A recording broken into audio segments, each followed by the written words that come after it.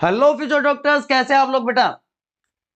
Excretory product और elimination में अब बात करते हैं रेगुलेशन ऑफ किडनी फंक्शंस की। लास्ट सेशन में हमने बात की थी काउंटर करंट मैकेनिज्म की, तो उसकी तरह ही बहुत ही इंपॉर्टेंट टॉपिक है। माइन्यूट क्वेश्चंस पूछे जाते हैं, वर्ड टू वर्ड आपको ध्यान देना पड़ेगा बच्चों। एक्सक्रीटरी फंक्शन जो है किडनी के, they are regulated by two hormone system, जिनको हम ADH hormone and juxtaglomerular apparatus कहते हैं। लेकिन इसके अलावा एट्रियल नेट्यूरेटिक फैक्टर भी इसमें इंपॉर्टेंट रोल प्ले करता है।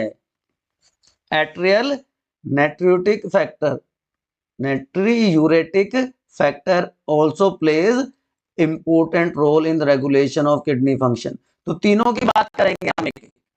तो सबसे पहले कहते हैं ना, फर्स्ट थिंग फर्स्ट, तो एंटी डायरेटिक हार्मोन जिसका दूसरा नाम क्या है, वैसोप्रेसिन है। देखो सिक्रेट कहां से होता है, हमारे ब्लड में, ह्यूमन ब्लड में, सॉरी ब्रेन में हाइपोथैलेमस है।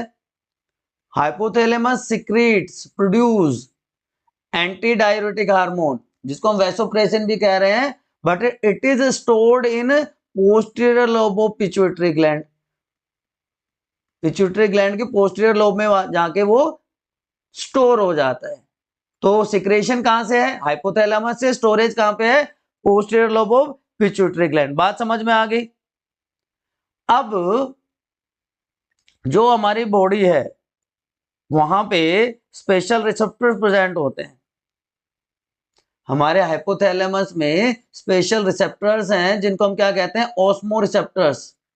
दे आर ऑस्मो रिसेप्टर्स, जो डिटेक्ट करते हैं बॉडी फ्लूइड्स की ऑस्मोलैरिटी को। और जैसे ही ये ऑस्मोलैरिटी 300 ऑस्मोल पर लीटर, 300 ऑस्मोल पर लीटर से नीचे चली जाती है, सॉरी बढ़ जाती है, 300 ऑस्मोल से ज्यादा हो जाती है, ठीक है, तो क्या होगा, तो क्या होगा, ये उसको डिटेक्ट करेंगे, osmo receptors detect it and they induce thirst, प्यास लगती है, induce thirst, thirst is induced. और जब प्यास लगेगी तो क्या होगा, वाटर का रीअब्जॉर्प्शन बढ़ जाएगा, हम पानी पिएंगे, वाटर का रीअब्जॉर्प्शन बढ़ जाएगा। तो सिक्वेंशनल मैनर में हम देखें तो क्या क्या हुआ, देखो सबसे पहले क्या हुआ कि हाइपोथैलेमस से रिलीज हुआ एडीएच, एंटी डायूरेटिक हार्मोन, जिसपे और क्या प्रेजेंट है, ऑस्मो रिसेप्टर्स प्रेजेंट हैं, स्पेसिफिक ऑस्मो रिसेप्टर्स प्रेजेंट हैं। ये एडीएच स्टोर हो गया कहां पे, stored in posterior lobe of pituitary, posterior pituitary में जाके ये स्टोर हो गया। अब ऑस्मो रिसेप्टर डिटेक्ट करते हैं, detect change is osmolarity, change in osmolarity of blood, osmolarity of blood is change. तो जैसे ही ऑस्मोलैरिटी 300 से ऊपर जाती है, वो डिटेक्ट हो जाती है by these osmo receptors and they induce thirst, प्यास लगती है। प्यास लगने से क्या होता है, वाटर का रीअब्जॉर्प्शन होता है। वाटर का रीअब्जॉर्प्शन कहां हो रहा है, कंडीशनल रीअब्जॉर्प्शन ऑफ वाटर, बताओ फटाफट, मैंने ट्यूब्यूल के फंक्शन में बताया था। Conditional reabsorption of water occurs in DCT, distil कन्वॉल्यूटेड tubule, and उसके अलावा कलेक्टिंग डक्ट में। तो वाटर का रीअब्जॉर्प्शन हो गया डीसीटी और कलेक्टिंग डक्ट में। बात समझ में आई, बात समझ में आ गई बच्चों मेरे, बहुत अच्छी बात। उसके बाद जी, जब वाटर एब्जॉर्ब होता रहेगा, more and more water is reabsorbed in these two areas, ठीक है, in these two area, collecting duct और डिस्टल कन्वॉल्यूटेड ट्यूब्यूल।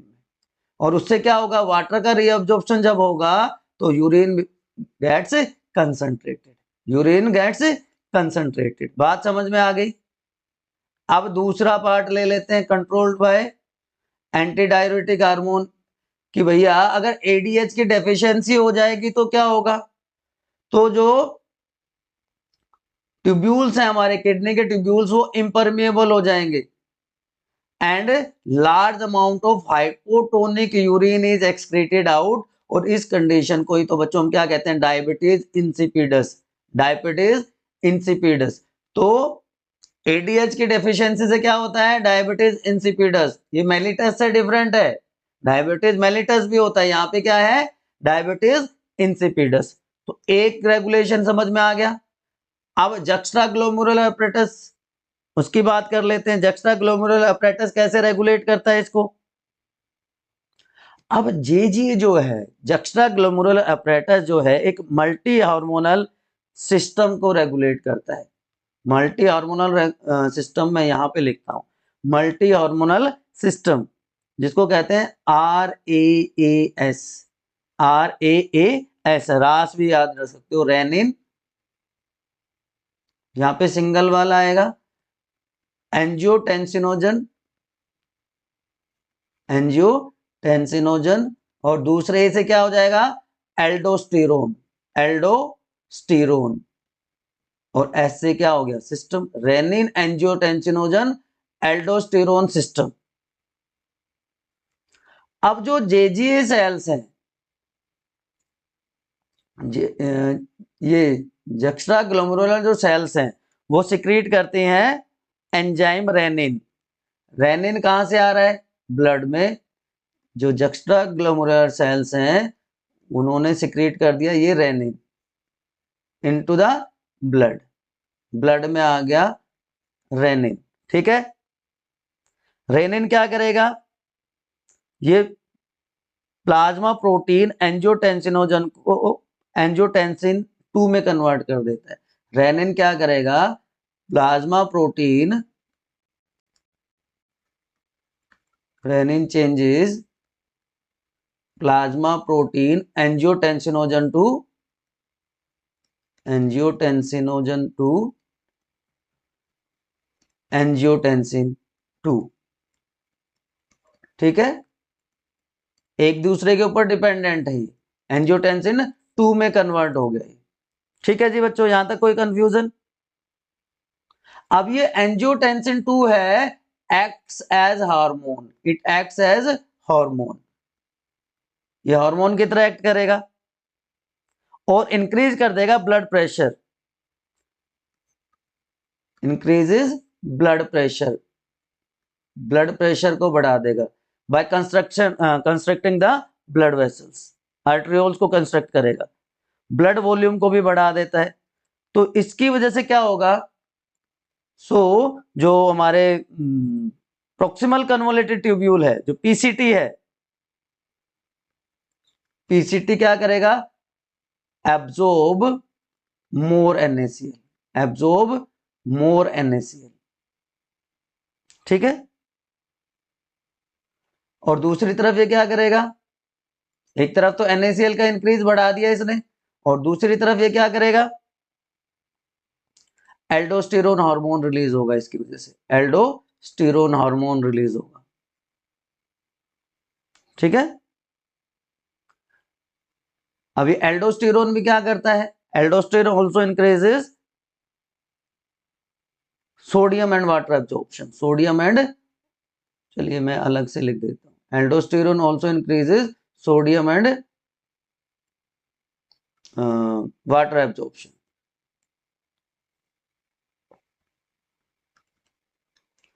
एल्डोस्टेरोन क्या कर रहा है, एल्डोस्टेरोन इंड्यूस करेगा DCT को to absorb sodium and water. तो ये इसका फंक्शन हो गया। तो अगर इसको पूरे को समराइज करेंगे तो देखिए तीनों सिस्टम, रेनिन आया, रेनिन से क्या हुआ, एल्डोस्टेरोन, सॉरी एंजियोटेंसिनोजन कन्वर्ट हो गया एंजियोटेंसिनोजन 2 में,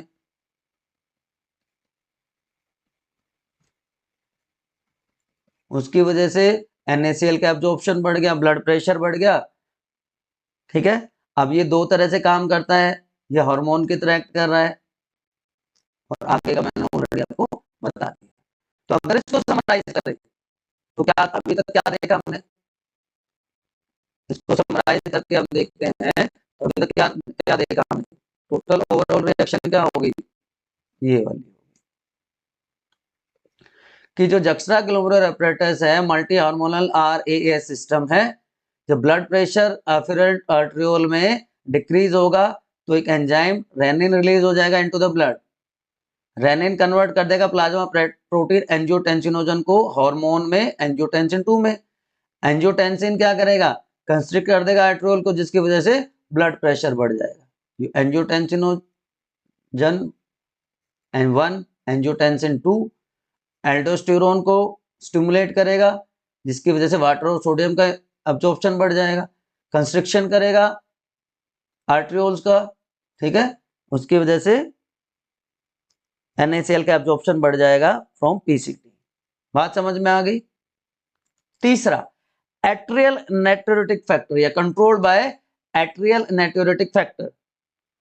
एक दूसरा हार्मोन है, ये पेप्टोइड हार्मोन है, याद रखना बच्चों, this is a peptide hormone, this is a peptide hormone, जो कि हार्ट के एट्रिया से सिक्रेट हो रहा है।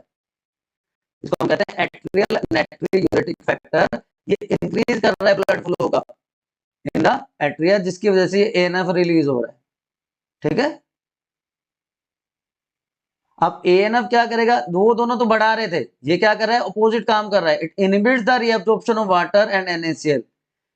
क्यों, ये रेनिन के सिक्रेशन को इनहिबिट करेगा, एल्डोस्टेरोन के सिक्रेशन को इनहिबिट करेगा, और जिसकी वजह से ब्लड प्रेशर कम हो जाएगा, वाटर का रीअब्जॉर्प्शन कम हो जाएगा। तो सिंपैथेटिक टोन आया, थर्स्ट इंड्यूस हुई, वैसोडाइलेशन हुआ, परमेबिलिटी बढ़ गई। ठीक है, एट्रियल नाइट्रोरेटिक फैक्टर जो है वो डायूरेसिस कर देगा। डायूरेसिस क्या होता है अभी बताएंगे। ठीक, तो ये घटा रहा है, बाकी दोनों बढ़ा रहे थे। अब ये अल्टीमेटली इस सारे प्रोसेस की वजह से क्या हो रहा है बच्चों, सारी प्रोसेस किसको अफेक्ट कर रही है, इस प्रोसेस को, मिक्चुरेशन, जिसको हम यूरिनेशन भी कहते हैं।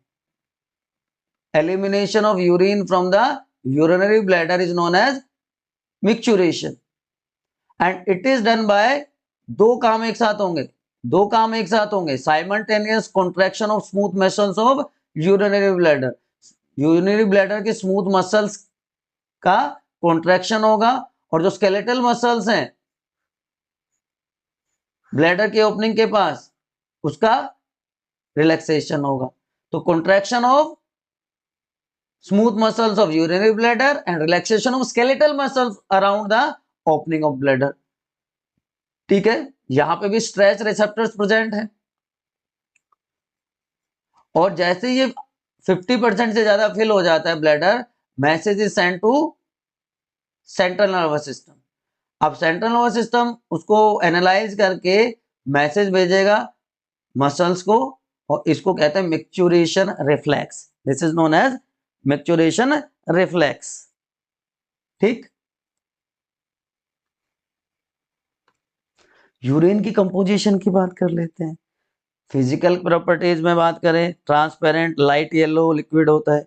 पीएच कितनी होती है, 6, pH is 6 per day, 1 to 1.5 litre of urine is secreted.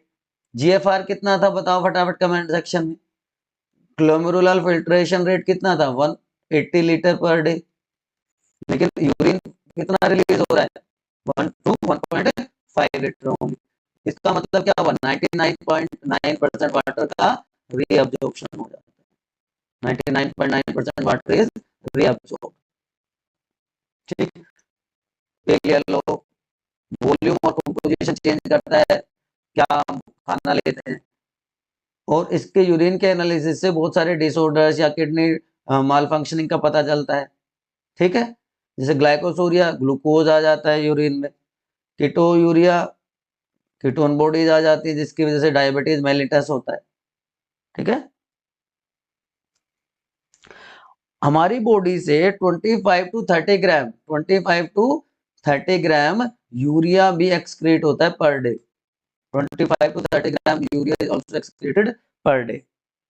उसके अलावा इनऑर्गेनिक सब्सटेंसेज हैं, जैसे क्लोराइड्स हैं, फॉस्फेट्स हैं, पोटेशियम, सोडियम, ये सारे भी निकलते हैं।